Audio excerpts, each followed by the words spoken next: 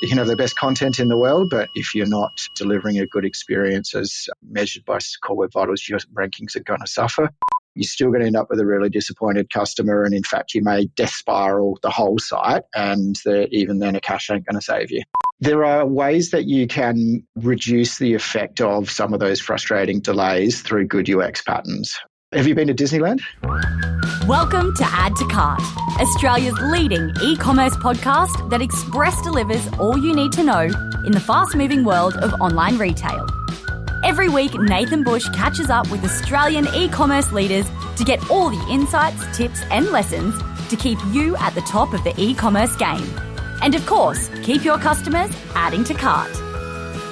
Here's your host, Bushy.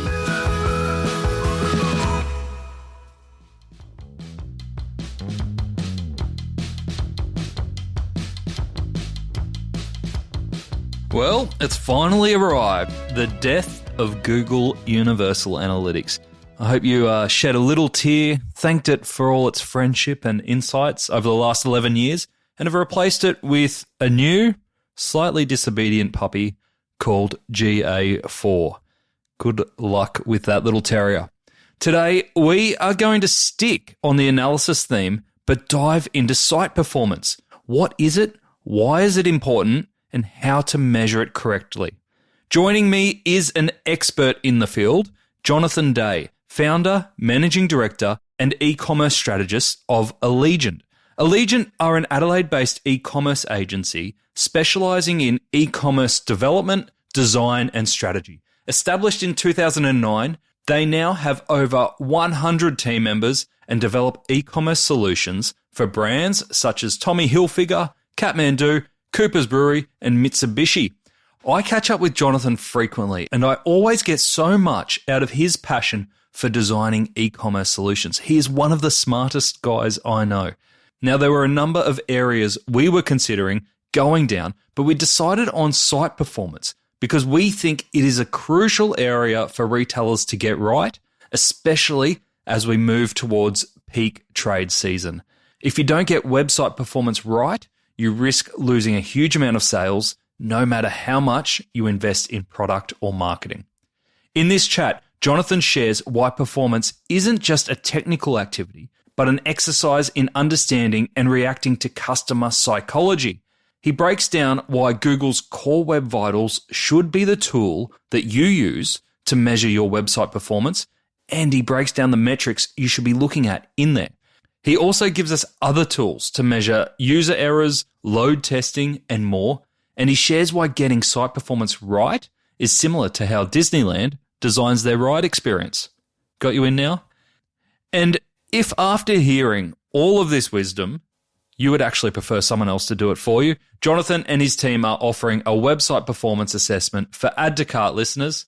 Stay tuned until the end of the chat for details on that. So, thanks to our partners, Shopify Plus and Packleo, here's our conversation with Jonathan Day, e-commerce strategist at Aligent. Jonathan, welcome to Add to Cart. Thanks, Nathan. Super excited to be here. It's a cold and rainy day outside, but I'm pretty pumped up and full of energy for it's a bit of a technical and nerdy topic, but hopefully one that's going to be really meaningful for people and help people get the most out of their e-commerce environment. So really topical for people now getting into approaching the peak season. It's not far till click frenzy is upon us yet again. So what are the things that we can do to get in tip-top shape? Absolutely. And I've been looking forward to this one because we catch up at most e-commerce conferences and have a good chat. And our conversations range from everywhere, right? And it's taken us a while to get here because we've struggled to find one area that we can deep dive into because you are such an expert and your team are experts across a range of e-commerce topics. And it was like, what's the perfect time to talk about one thing? And where we landed, I think, is really exciting because today we're going to talk about site performance, which is critical for retailers at the moment. As you said, coming into peak season, getting those sites up to speed, ready to capitalize on all the sales. And we know how hard the environment is out there in terms of not only converting sales, but also acquiring traffic. So making sure that when customers do get to the site, they have a great experience. So that's all all fantastic. And we're going to deep dive into how retailers can optimize their site performance ahead of peak season. But firstly, give us some context. Tell us about Aligent. How do you help retailers? Oh, thanks, Nathan. Look, it's very kind of you to introduce us as experts and those sorts of words. It's, I guess, something that we certainly have had a privilege of a really long journey in this industry and being able to work side by side with some fantastic retailers over many years that have gained this experience and helped us to learn a few things along the way. So that's something that we love, the journey and the sharing of the knowledge. One of the things that we talk about is who we are as a company. If you want to call that core values, for example, is generosity is one of our 5 key values. And so generosity means lots of different things. It's something you don't hear very often in a business world, let's be honest. And sure, there's a financial element to it, but some of the things that are relevant for this conversation is about generosity of knowledge. And how do you share that hard-won knowledge and, that rising tide lifts all boats in the industry. So this is a great opportunity to live that and, walk the talk and demonstrate a little bit about what's transferable about that knowledge that we've gained. But I guess to answer your question more specifically, Aligent's the e-commerce agency that retailers choose, when they're making a strategic decision that they want to lead their industry. We've been delivering solutions for our clients for almost 15 years now, and we love working in ways that create really meaningful relationships and solve real world problems. It's not just tech for the sake of tech. It's actually understanding as a business, for the merchant, what do you need to achieve and how can we be a part of that journey to get you there? So we're a team of just over 100 based in Adelaide, representing South Australia. Well, just a couple of exceptions to prove that rule, but the team's all here and with a really broad skill set, spanning from your sort of user experience design, business strategy and analysis and analytics, through to integration with your back office systems to make sure that there's a lot of automation and efficiency. And that's another real topic that's at the moment, retailers are looking for ways to reduce manual effort and get a lot more automation into their systems. And do you work across all platforms? We've got a broad range of platforms that we work, and our heritage is Magento or Adobe Commerce, as they'd have us call it today. So that's still a key part of the kit bag for sure. A good proportion of our builds and optimizations do use Adobe Commerce. It's one that's been around and well known, and in our opinion, absolutely has a role to play in a modern architecture. We sort of jokingly say it's not the Magento you used to know, because back in the day it really was a very different stack, and the ways that it's deployed and can be quite effective and efficient is something that perhaps everyone's not as familiar with as they are with its history. So that's important to spread the word a little bit. But yeah, beyond that, we have a number of other e-commerce platforms, but also what you call, below the surface of the iceberg. So we all see the pretty front end of the website, but how do we get really great quality product data into our systems through PIM systems? How do we deliver a great post-sale customer experience around fulfillment? So optimizing for click and collect and ship from store, reducing carrier costs and overheads, which again is a big thing for retailers in the current environment. And interestingly, when you do that really well, you can also reduce your carbon footprint, which is a key thing for a lot of our retailers. It's not just a greenwashing thing, that's real. Unfortunately, there's a reality that returns are still a thing in this industry. So how do we make that really seamless and can be a real differentiator for customer experience? So we do span that whole breadth as well as the depth of multiple e-com platforms and systems to really support the operations. Yeah, brilliant. So there is no one better, I think, to be able to talk site performance than you. And let's dive straight into it then. So how do you define site performance? What makes a high-performing website in your view? I'm an engineer by training, so this is all going to sound a little bit weird, but how we define it is how it feels. So how performance feels is actually made up of lots of different elements. And some of them are hard, objective, measurable things like, time to first byte and scalability and all of those good infrastructure engineering numbers. But a lot of it's actually about psychology. It's about the perception of performance and how customers actually can be made to feel by what they see on their screen and the feedback that they get.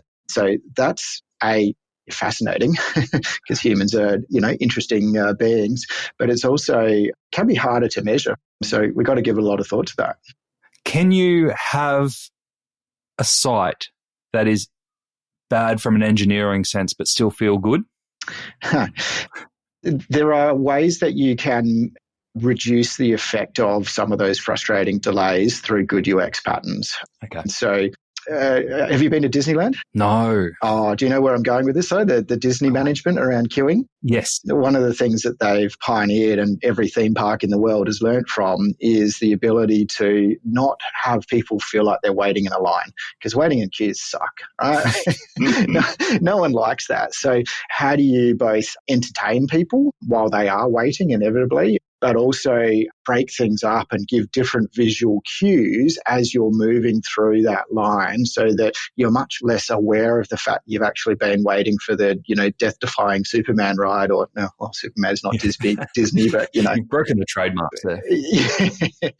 For 45 minutes. You've actually enjoyed the experience or not been aware of the fact that you're sitting there with the old spinner, the loading indicator. Let's try to use some psychology to help reduce that appearance. It's interesting too, isn't it? Because we've had guests before talk about the other side of that is actually adding loading, which is purely from a design perspective, make it look like something's loading so that there's a perception of safety and a lot going on in the behind the scenes for a customer. Absolutely. However, there's a balance to be found. So where we think the current state of the art is, and going to give a shout out at the moment. Our lead front-end engineer, Luke Denton, gave a presentation, one of the keynotes at a web dev conference last week in Melbourne on exactly this topic. And he gave a great demo. There's a recording of it online, which we can talk about later. But making smart decisions about when to show a loading indicator. So we can be optimistic about the performance of our website. So if we're confident that under the majority of conditions, and this is something that is a subtlety that you need to be aware of, is there's always a range, depending on the customer's device or network connection or the conditions at the time. But if we're confident under the majority of conditions that the next page is going to load in less than a second, don't show a loading indicator. However, set a little timer that if for some reason it is taking more than, say, a second, then trigger the loading indicator.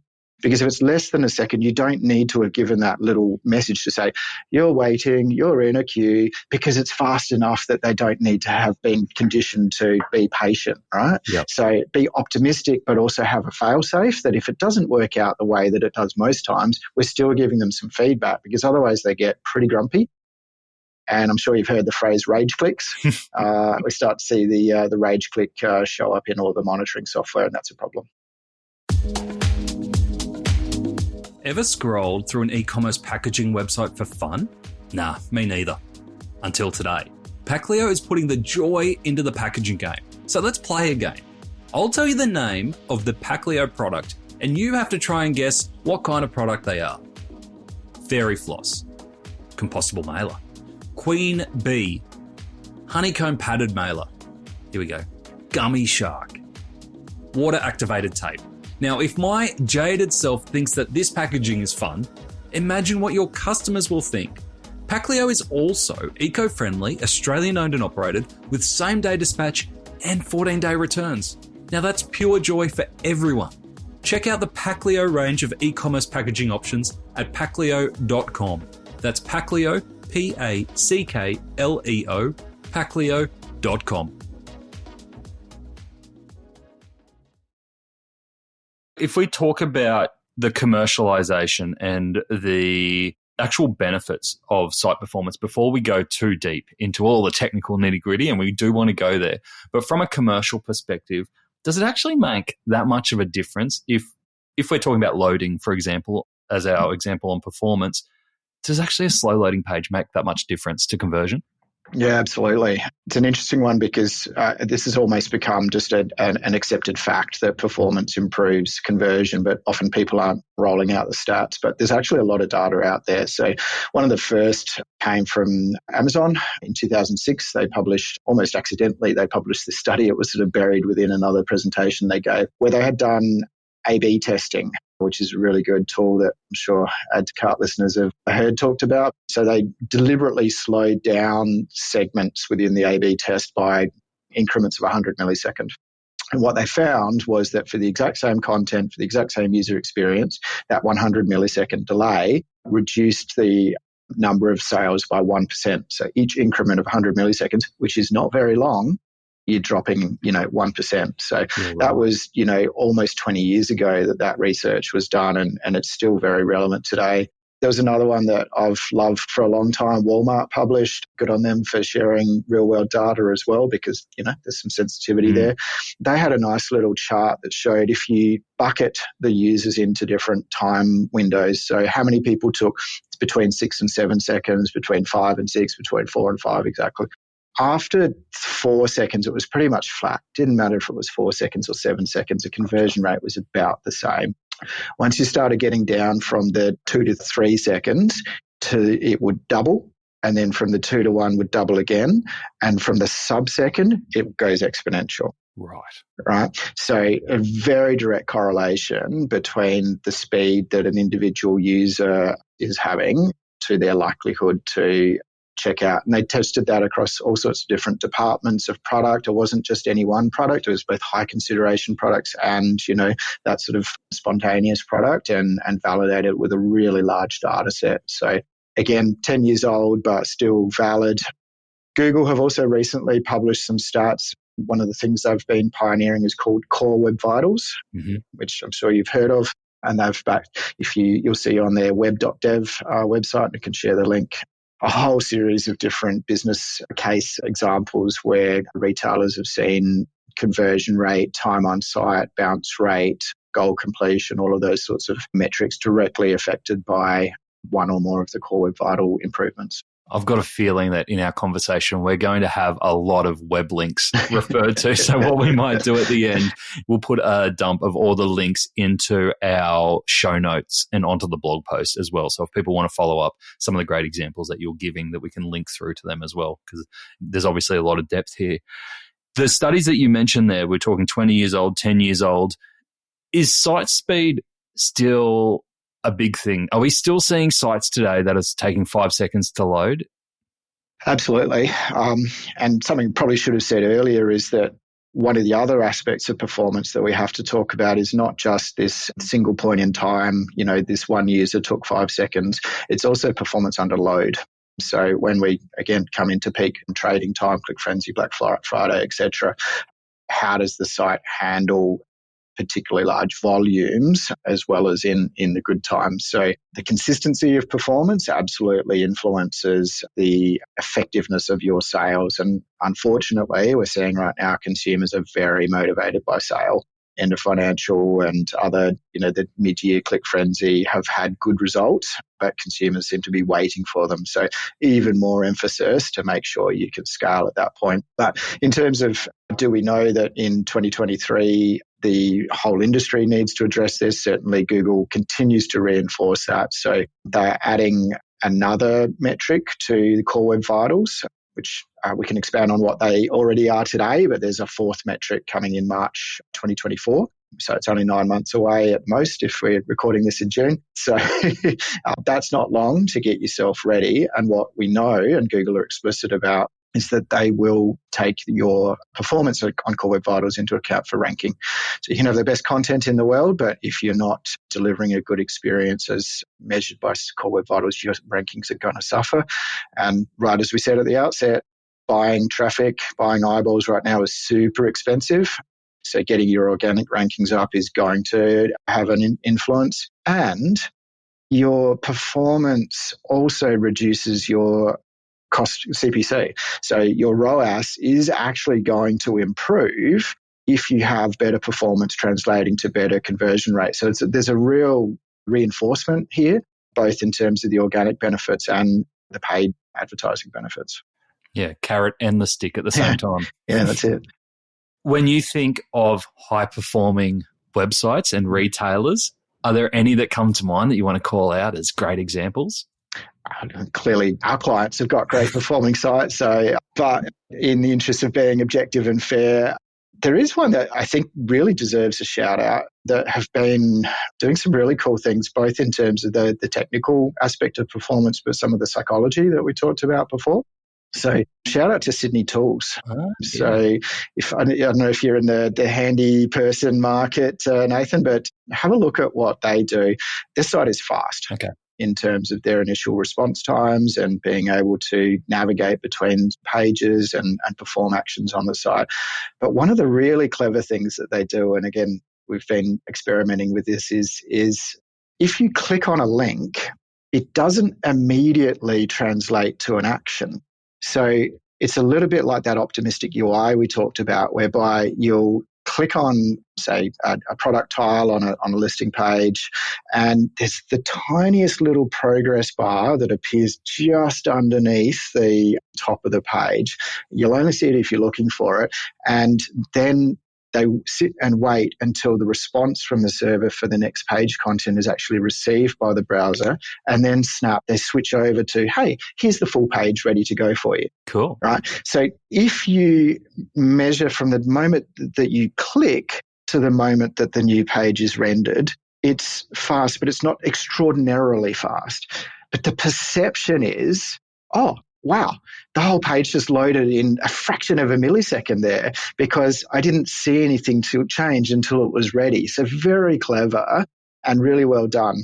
What I will call out, though, is that if you're using the site on a particularly slow connection, maybe going through a tunnel on a train, or, someone in the house is streaming too much Netflix, that can actually be a little bit jarring because there's nothing to replace that with a loading indicator if it does take more than a second. So it can lead to multiple clicks because nothing's happened. So I'm going to click the button again, I'm going to click it again, and all that does is reset the user, and you have to wait again for the request to go on. So super impressive technically, and I love how they've thought about that engagement. Still, as always, this is a journey, and there's some things that could still move the needle for them, I think. And that's obviously where you were talking about having those fail-safe options behind it if they're going through the tunnel, although they've got a slow service. Do you know anything about the tech stack that they're using or the enablers to make that happen? Yeah, so they've built what these days would be called a headless, or sometimes would be called a PWA.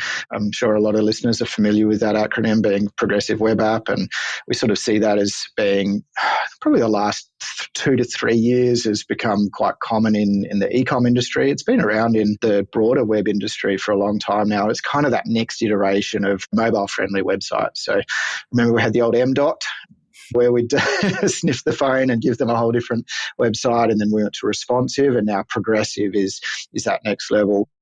There is a big difference there, and it certainly allows us to do a lot more cool things around our perception of performance and also optimizing of performance. So the key difference is that the user interface actually lives inside the browser, and all that goes up and down the wire to the server is just the raw data. So a little bundle of JSON data, which is just a textual structure to provide the name and the price and the various attributes for a product. And then the front end is responsible for rendering and doing all the layout. That's heaps more efficient because the server just gets the raw data and it doesn't have to work out how to do the layout, how to adapt that, based on the device. And the transmission of the data over the network is a lot lighter as well. So that's got big benefits for the end user. It's a lot quicker to get the bit that it needs. But it's also got big benefits for the server in terms of that scalability event, right? So when you're under load, the server's doing a fraction of the amount of computation that it used to have to do to generate all of the layouts that are being requested. It can just concentrate on passing almost just light touch data straight up out of the database, which is a lot easier for it to do. And it's also a lot more cacheable. Yeah. And I can't let you go. You're being very humble here. What are some of the sites that Aligent have built that you're very proud of in terms of performance? Oh, thanks. Well, one that I think objectively we think does a great job is Kathmandu. So we're super proud of that for a couple of reasons. One, it implements the PWA pattern that we've just talked about there, and some really interesting capabilities across multinationals. So they're Australia, New Zealand, US, UK, France and Germany, with multiple different languages and obviously currencies, all running off a single code base. So there's a lot of efficiency as to how that's developed and maintained. but also what we call feature flags. So functionality that's available in Australia, New Zealand, say click and collect because of company-owned stores, is not available in some of those other geographies. So rather than having a separate code base, there's a flag to toggle that on or off. But when we look at it purely from a performance point of view, and Core Web Vitals, as we've talked about, as being a nice objective measurement, the real-world data that's coming back from customers' Chrome browsers is reporting average score of 91 out of 100, which is extraordinary for most interactive e-commerce sites. It's not too difficult to score in the 90s if you've got static page content, but for highly dynamic with lots of price changing and inventory and all those sorts of things, to be able to score in the 90s for Core Web Vitals is pretty awesome. And there's more to come that we're working on to optimize with that one. And for Kathmandu, was that a non-negotiable from the start? Was that part of their core brief, or is that something that you said, guys, this is really important, we've got to make sure we build with this in mind? The danger with a lot of the industry hype about headless and composable and PWA is that it does become tech for the sake of tech.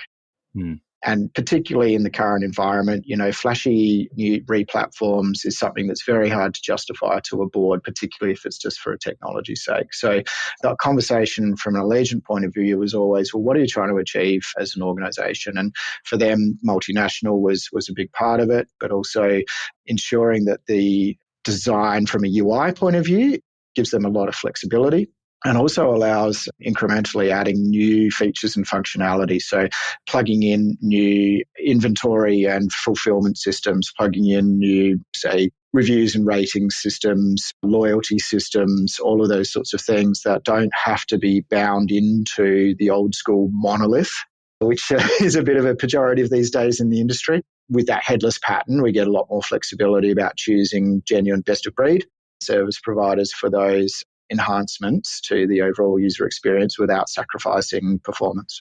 And I have to just quickly call out a couple of examples as well on the basis of raw speed. So Taracash, YD, Rockware, the whole suite of brands that we've collaborated with Retail Apparel Group on delivering in the last couple of years, they're super fast. Check out some of the suiting examples on PDP and PLP for Taracash and Rockware is really quick. Moving into B2B, B2B doesn't have to be slow and it doesn't have to be ugly. Check out a candle manufacturer and distributor called eRoma, recently launched with some great B2B features and visibility around inventory, but also fast. Never fail, spanning from B2B and B2C. And then finally, back into the tools sector, Trade Tools, who's a great client of ours based up in Queensland. Lots of maroon in their colour scheme, but also another example of a really fast and engaging PWA website. Yeah, great. Are there any retailers out there that you would love to just go, give me a meeting with you and I'll fix your site performance? None that come to mind. We talked before about Magento. This is not the Magento you used to know. So the Adobe crew probably won't love me for saying this, but there's a lot of old school Magento sites that don't perform as well as they should and don't perform as well as they could with a little bit of love and this approach around a headless and or microservice-driven architecture, which sounds really scary, but it's actually a much lower risk approach than re-platform to a whole new back end that require a whole new set of integrations. So there's really, we've had a number of our clients that we've taken on that journey whereby we've had some fairly legacy code existing inside Magento that's just been slow and painful and, to be blunt, expensive to maintain.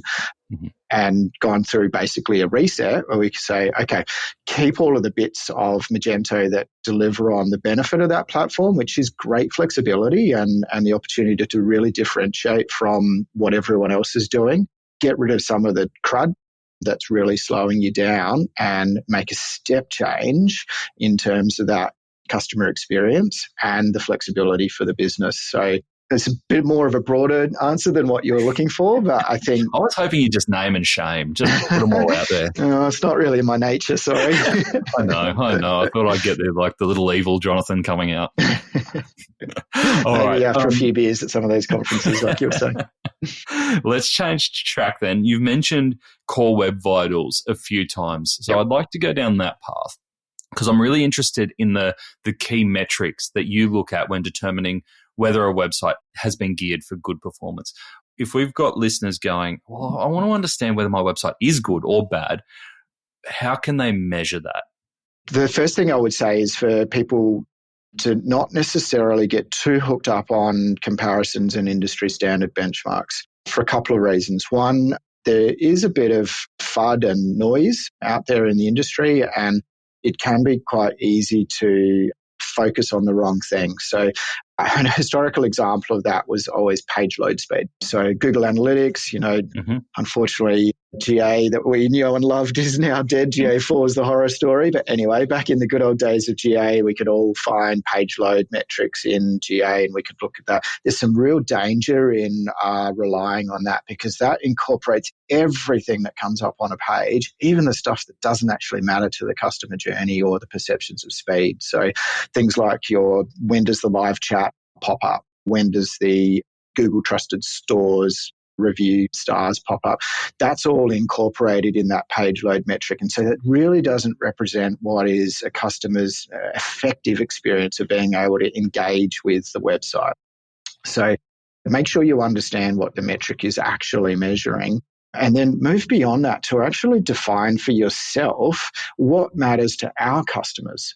So a classic one in fashion and apparel, and we've done a lot of work with this with configurable product detail page, the old size and color attributes where you want to click on a swatch for your color and size.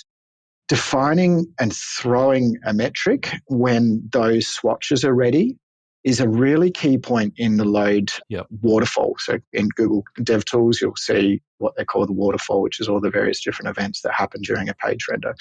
So we think that is a much more relevant metric in a fashion context than time to first byte or page load or some of those other sorts of historical metrics. And it's actually relatively straightforward using GTM to observe that point and then throw a flag that will get picked up either by GA or some of your other monitoring tools. So take the time to understand your customer's journey and then instrument the site so that when you do these optimization exercises, you've got a before and after, so you can demonstrate to your stakeholders, look, we've moved the needle this far, it's translated to this much in conversion rate, we spent this much on it, so therefore we've justified more investment, right? So take them on that journey, but complement some of the industry standard metrics with the ones that are unique to your journey.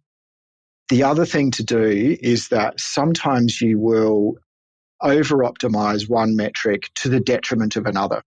So don't go, trying to fake it in one metric if another one is going to suffer. So you do still need to keep an eye on these industry standard ones. So Core Web Vitals, there's three key, as we said at the moment, which the first is largest contentful paint. Largest contentful paint is basically when is there the majority of a page that looks like a page. Mm-hmm. So the browsers interpret all of the response they get and they do a paint, a render of all of that material on the page. So it's not referring to the full page being ready, but it's something that looks like a page. Yeah. So what Google's trying to do with Core Web Vitals is actually objectively recreate a user's experience rather than something that is purely technical and doesn't represent that user experience. And that first impression, right, large content, I can see something that looks like a page. That's the first one. So that's kind of replaced what we used to look at of time to first byte or other things like that. So that's a core one that you use. That's a core one, yeah, definitely represents the user's experience of how long are they waiting before, just sitting there and getting nothing. Yeah, okay. So LCP, the next one that Google looks at is FID, which is first input delay. And so that means that not only is there something that looks like a page, but I can click on it, I can increment a quantity counter, I can start typing my details into a contact form, I can actually engage and interact with the page. The reason why there's a difference between the two is the largest contentful paint might just be made up of some images. Often there will be JavaScript that has to execute and be finished doing all of its pre-thinking before the page will respond to you trying to click on something. Gotcha. Okay. Again, represents a bit of a frustration for users if they're ready to move on and the page won't respond yet because it's still so busy working out all the instructions you gave it. So trying to keep bloat out of your page is a really important thing to maximize FID. And I can imagine that becomes really important on pages such as, say, your checkout or your contact us page, where if customers can't do an action straight away, those pages are worthless. Perfect. Yeah.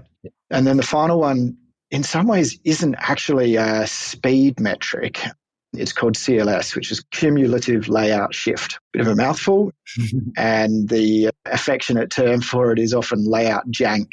And it's where the page jumps around on you, like, oh, okay.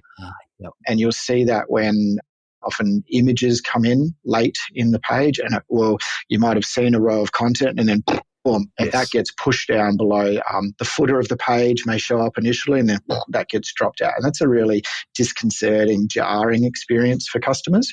So making sure that you've either got placeholders there for your content, what we might call a skeleton loader, that gives you a scaffolding or a framework for the page to get populated so you don't get that jar. Or even better, use something out of cache that you've got. So, for example, if you're going from a listing page where you've got a thumbnail for a product and you're clicking through to the PDP, take that same image and put it in the gallery. You've already got it in your browser's cache, right? And then wait for the high-res image to come up from the server and replace that low-res thumbnail with the high-res image. It just looks like a progressive JPEG that's loading, right? Which we all remember what they used to be, but it doesn't give that jarring jank of change of layout. So they're the three core web vitals. All of them are important, and not all of them are necessarily just about raw speed. Yes. Did you say there was a fourth as well, or a fourth coming? Yeah, so there's a fourth that's coming in March, and that's called INP, which is to do with the interaction to next paint.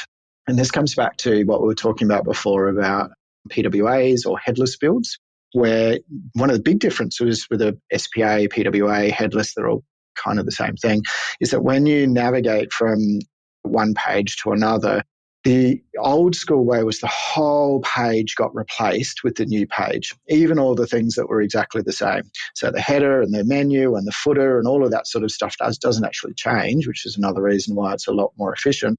And in the new model, you're just replacing the bits that are different from one page to another.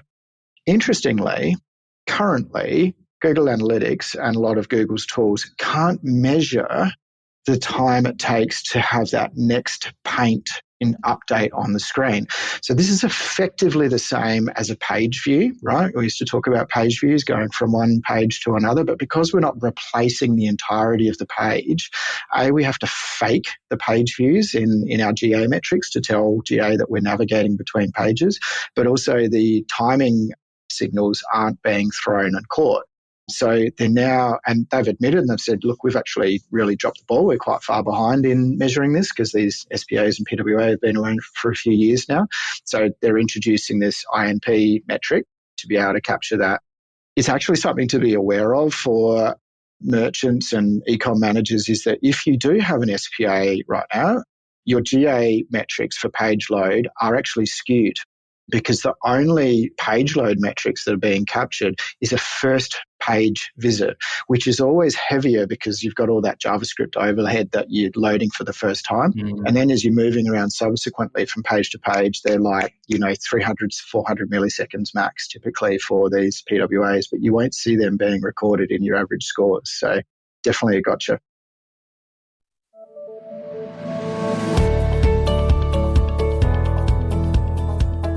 We know that customers are going to be more price conscious in 2023, but it doesn't mean that they've lost their soul. Shopify conducted a global survey to understand customer trends and found that Australian customers are actually the most passionate about buying locally to reduce their carbon footprint.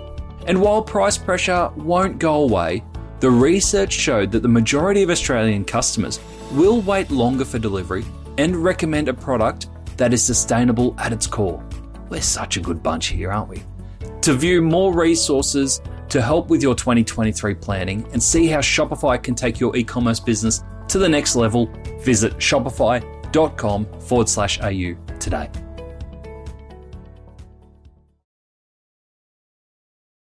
you've done such a good job there of taking those 4 acronyms of core vitals and actually translating them into customer experience terms, which I love about that.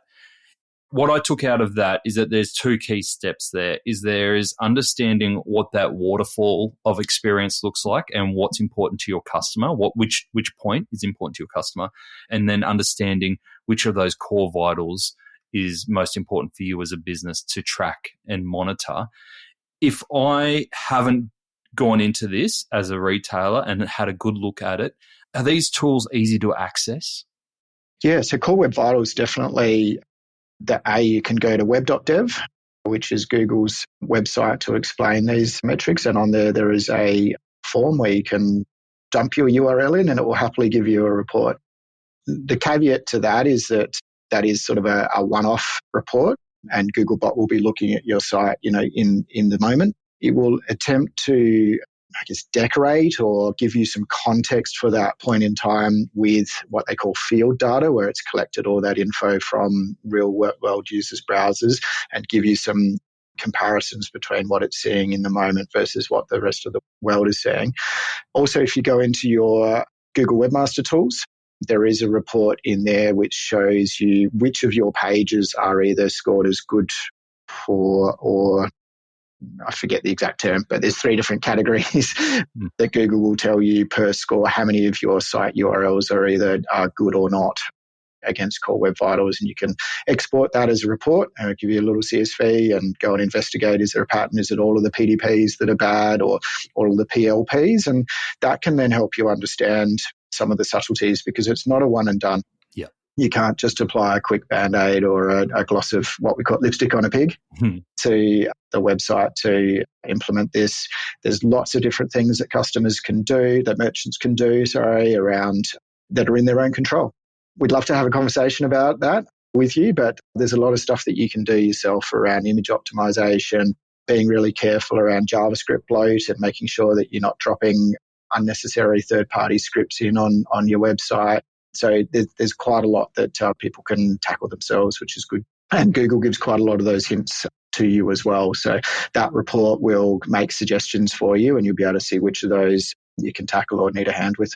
Outside of those Google tools, are there any other tools that you really rely on or recommend? Yeah, definitely.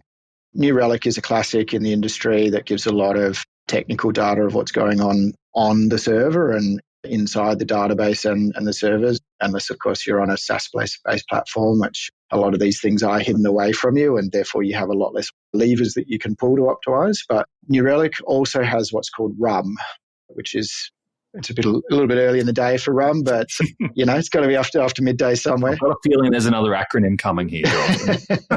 Yeah, real user monitoring. So that puts a little monitoring tool in every visit to your site and it reports back what those customers are experiencing. And that takes into account the fact they may have an older device. They may be on a slow network connection. And so you see the spread of experiences that customers have. So those RUM metrics are really good. There are other tools, one we called LogRocket. That's a little bit similar to Hotjar that many people will be familiar with. LogRocket is fantastic for capturing user errors and problems that are happening on site, but also giving you that really broad-based performance monitoring through the user's eyeballs, because it's actually recording it in their particular browser. And you can literally see a screen recording. So, go and find, all of the customers that are below a certain threshold of performance and go and watch their experience or which bit of the page was slow to load for them. So that's pretty cool. Coming back to the scalability one of my favorite little graphs or plots, being a bit of a data nerd, is a scalability scatter plot that comes from New Relic. It's really colourful. But on the vertical axis, it gives you response time from the server. So how long did it take for the server to give back the page? And along the horizontal axis, it will show you the amount of traffic that you're currently getting. So on the left-hand side, a lightly loaded server, maybe overnight. Middle, you're going to get your, sort of typical daily load. And then out to the right, your peak events. What you want to see there is a flat line. Okay. All right. It shouldn't matter whether your server is lightly loaded, normally loaded, or heavily loaded. The scatter of data points should be quite a narrow band, and the trend line should be flat, or even it should actually improve under load. All right. Because if you have done your caching well and you've optimized your site, the more traffic means the more cache hits, and therefore larger proportion of customers are going to be able to serve out of cache. Gotcha. That's next level. So is that the one activity that you would recommend to retailers? We mentioned coming into peak season and making sure your sites are stable and performing when you do have that influx of customers. Is that the one activity that you would recommend for retailers to do pre that? Yeah, look, you can do some stress tests ahead of time. So there are a variety of different load testing tools out there. One that we use is called BlazeMeter, that allows you to simulate a really diverse range of customers. So old school load testing, you'd sort of have that one server and it would try and siege was what it was called. It would try and just throw bucket loads of simulated users. What BlazeMeter and other tools do is it uses the power of the cloud to simulate users come from lots of different locations with different traffic patterns through the site. And so you can emulate what a nice diverse spread of customer interaction with the site looks like.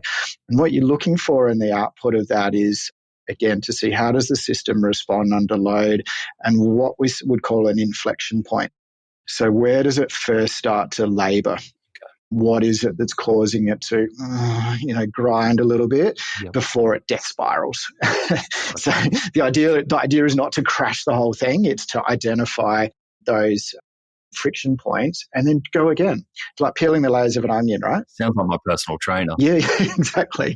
Peel every layer that you pull off the onion, then expose what the next optimization is. And sometimes they might not even be in your core app itself. It could be some third-party systems. Yeah. So it might be the inventory service that you're using to check store stock in the various different locations around Australia. That might be the first thing that's going to buckle more than the actual core e-commerce. Yeah. And again, that won't be shown to you by Google. Google doesn't know how to exercise some of those on-page interactive elements. You do. Yeah. So push it to its limits without killing it ahead of time. Yeah. So I love that point around load testing pre-peak sales. As we're coming up to peak sales planning, well, we're in peak sales planning right now, what are some of the steps that you would recommend retailers take to reduce the load and the pressure on your website and ensure that there is strong site performance when you've got customers engaged and ready to buy? Yeah, critical to do some of that load testing. So make sure that you can emulate what real user pathways through the website might be. So firstly, establish a baseline for yourself by doing that load testing, and then look at some of the techniques that you might use to improve the performance. Now, a classic is caching. We've all heard about CDNs and full page caches and those sorts of things, and they're an essential part of the armory. But I know I've talked about lipstick on a pig and it's a bit of a throwaway line, but it really does count here, because you might have the fastest homepage or product detail page in the world because you've cached the heck out of it. But don't forget that if you get a new release of inventory, you're going to bust all of that cache. And so it still needs to be able to load without the protection of the cache. But there are some parts of the site that are inherently uncacheable. You cannot cache the mini cart. You cannot cache the checkout. You can't cache the customer login to see their order history. So even beyond those first layers of defense, defense in depth is a great strategy for security and for performance. Make sure that there's enough horsepower and optimization put into those, because you're still going to end up with a really disappointed customer. And in fact, you may death spiral the whole site, and even then a cache ain't going to save you. Wow. I love the death spiral. That's a fantastic analogy. Is there anything else in terms of how we attract customers onto our website, how we spread that traffic out, that you would recommend? Yeah, look, driving traffic to the websites, we talked about the importance of SEO and obviously SEM. The other one, which retailers love and we get great results from, is email campaigns and SMS campaigns, and absolutely vital to push them hard at the right time. However, one of the things to definitely consider is to be able to at least spread them a touch. Even if you've got the best performing and most scalable website in the world, there is still a slight lag. It might only be 30 seconds if you've got a really optimized auto scale environment. It might be more like 5 minutes if it's a little bit of an older generation. So highly recommend to consider spreading your email and or SMS sends over, say, a 10-minute period, or, if you're worried, spread it out over a half an hour. It's really not going to make a massive difference to that customer experience if they get it 10 minutes later than their best mate. But it gives you just a little bit of risk mitigation to allow the caches to do their job and get nice and warm, and avoid the death spiral that we're trying to avoid at all costs. I love it. Great tip. In terms of other easy, and I say easy, but quick wins for retailers who might be looking to go and to make some changes straight away, are there any other quick wins that come to mind to improve site performance? Yeah, look, we've talked about headless and PWAs and those sorts of things, and they're not a quick win.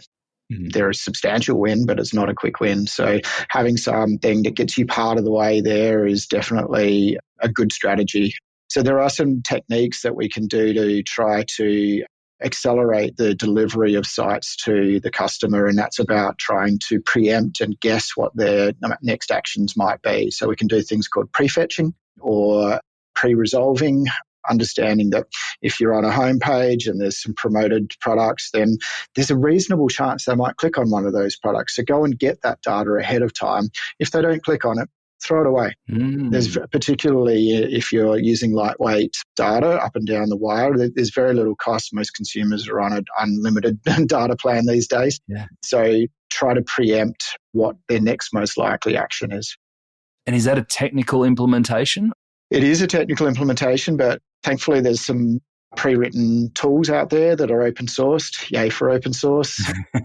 And you'll need some help to implement them, but a competent, agency will be able to help you with that. What about simple things like scanning for image size and cleaning up images? Does that still work? Yeah, definitely. Images are one of the real quick wins for sure.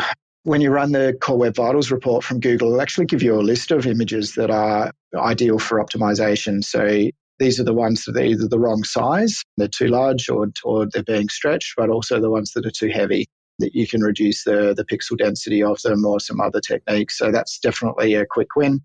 I've said it before, I'm going to say it again, third-party JavaScript is very, very dangerous. Ironically, one of the worst offenders is Google themselves. So, how do they have so much data? Oh, it's crazy. So they will ding you in their own report. They will tell you that one of the two worst performing JavaScript files are the Google Trusted Stores thing and Google Fonts, which is terrible because it gives you that, the fount. Are you familiar with that? The flash of unstyled text where you get vanilla fonts and then they get replaced with the Google fonts, which lots of people do. Come on, Google, you got to meet your own guidelines here. That's a great tip. Thank you. And then we talked obviously about Adobe Commerce. Is this all of this activity and this monitoring and this optimization still as relevant for off-the-shelf self-hosted platforms such as Shopify? Absolutely. And in some ways more so. So Shopify is a really great option in the way that it handles all of the infrastructure for you. It's something that merchants don't really need to think about security. There are still security risks, to be clear, and Shopify sites do still get breached. So it's not a free pass. You need to make sure that you're following secure development practices with your agency and with your admin and all of those sorts of things. But, a lot of that is Shopify does take care of certainly the infrastructure elements for you. But what that also means is that you don't get the opportunity to optimize it. You're entirely responsible on whether it's BigCommerce or a Shopify or a VTEX or a Commerce Tools or any of those sorts of SaaS solutions to optimize it for you, which they do a great job of in most cases. But again, it's a one-size-fits-all in many cases. So making sure that your particular use case is a good fit for that infrastructure is important. And so exercising it through those independent tools like a Blazemeter or similar, but also controlling what you can control. Yeah. So the things that you can influence around image sizing, serving up right size pages, not having really heavy pages, not throwing tons of third-party JavaScript into a website, which is a real gotcha. We see sites that have got 4, 5, 6 megabytes of JavaScript being loaded on every page load, which is just brutal. It doesn't matter how fast the server's going to be. Yeah. If customers are waiting to download that much JavaScript, you're going to have a bad experience. So absolutely, you can move the needle and also prove where your friction points are on a hosted site so that you're not caught out on those key days. Great advice. What's fascinated me about this conversation, there's been a lot, but what if I think about themes, if we come back, at the start we talked about some of that research that was 20 years old, 10 years old around how site performance impacts customer experience, which impacts conversion and commercial outcomes. That hasn't changed, right? That's still solid research and still the pattern that we're seeing. However, the way that we get there through how we build websites, how we measure, has changed a lot over the years. What do you see coming up, say, in the next 5 years in terms of development or innovations that you expect to emerge to help brands deliver a high-performing site?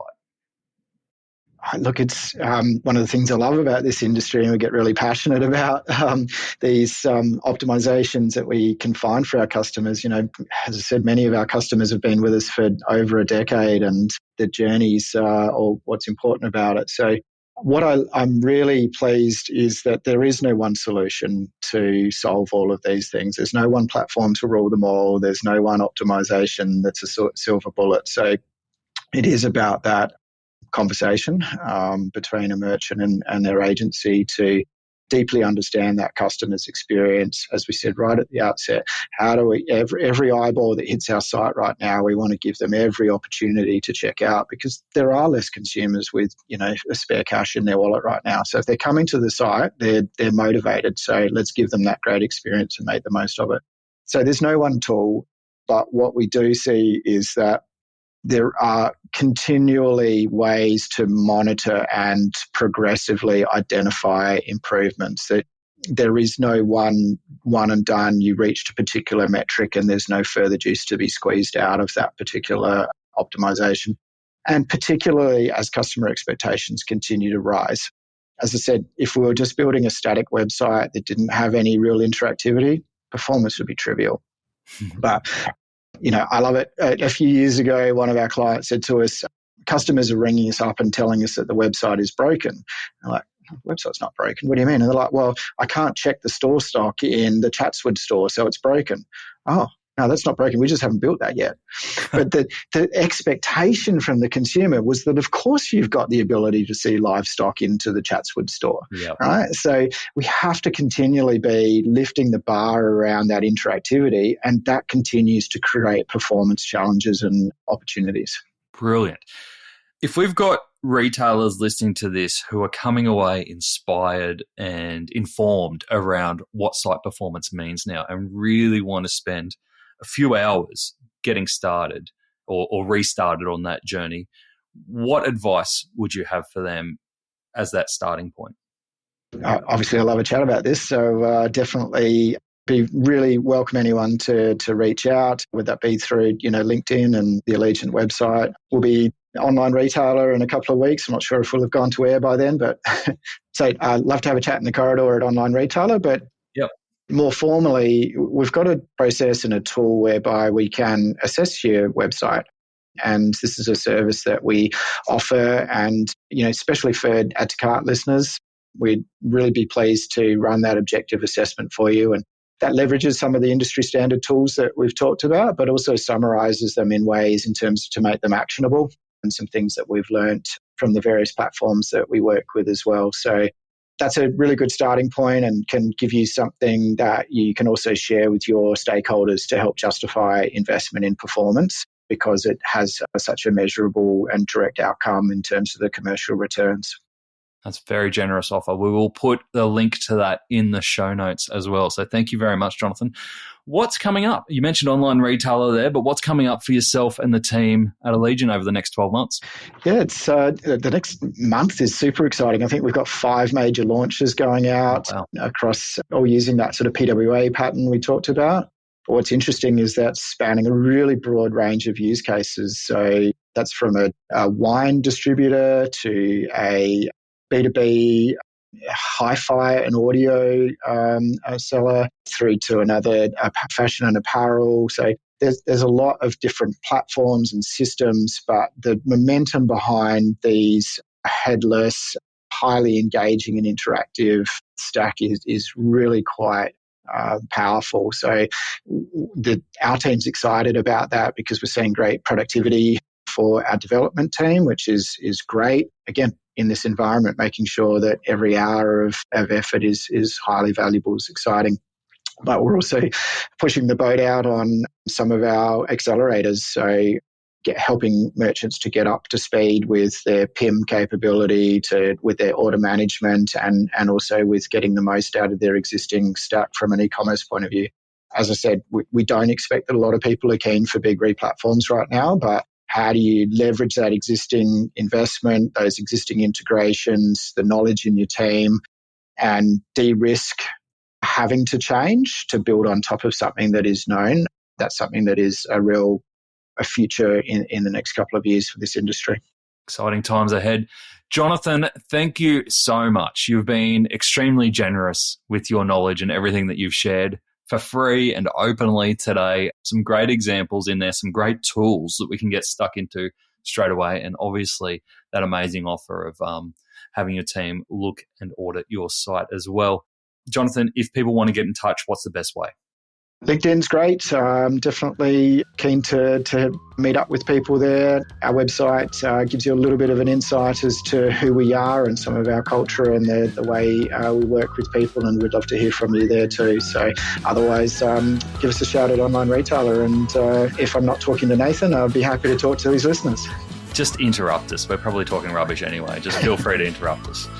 Jonathan, thank you for joining us on Add to Cart. Thanks, Nathan. It's such a pleasure. I really love the episodes where we get to deep dive into a technical element of e-commerce. And it reminds me that while the foundations of e-commerce usually remain the same, the tools and the measures we have at our disposal are constantly changing and evolving. That for me is really exciting. If you'd like to take Jonathan and the team at Aligent up on their website performance audit for free, make sure you reach out to them. Visit Aligent, aligent.com.au, or reach out to Jonathan direct on LinkedIn. Here are the biggest lessons I took away from my conversation with Jonathan on site performance. Number 1, core web vitals are vital. We mentioned the death of Google Universal Analytics at the top of the episode. It used to be a pretty handy place to get an indicator on site performance. Now, if you aren't monitoring Google's core web vitals, you are missing out. Make sure you're staying across those 4 key metrics, especially LCP, largest contentful point. Can you beat Jonathan's Kathmandu example of 91 out of 100? Number 2, performance tool belt. Along with core web vitals, Jonathan mentioned a number of other tools to help you manage other elements of site performance. I want to repeat them here for you in case you missed them. New Relic for real user monitoring, LogRocket for capturing user experience errors, and BlazeMeter for stress testing. All are pretty accessible and will give you the why behind the metrics that you see on performance. And number 3, don't forget load testing. It's great that you're measuring and benchmarking performance now, but is this the experience that customers are getting when you run a promotion or have a new release? It's so important that you stress test your site ahead of time using tools such as BlazeMeter. And as Jonathan said, you should actually see performance improve in those moments, but you really need to see it beforehand. I also loved the little tip that Jonathan gave there about batching emails a few minutes apart to try and spread out the load on your website. Very smart. To get the highlights of today's episode, head on over to addtocart.com.au and sign up for our free newsletter. Each Tuesday, we will send Monday's episode summary, links, and discount codes for you to go next level on. And if you're looking to explore your next e-commerce opportunity, come and visit us at eSuite. We're a dedicated e-commerce talent agency connecting the best e-commerce talent with the fastest growing brands in Australia. Head on over to eSuitetalent.com.au where you can download the free e-commerce salary guide and sign up to our weekly e-commerce job emails. Thanks for listening, and until next time, keep those customers adding to cart.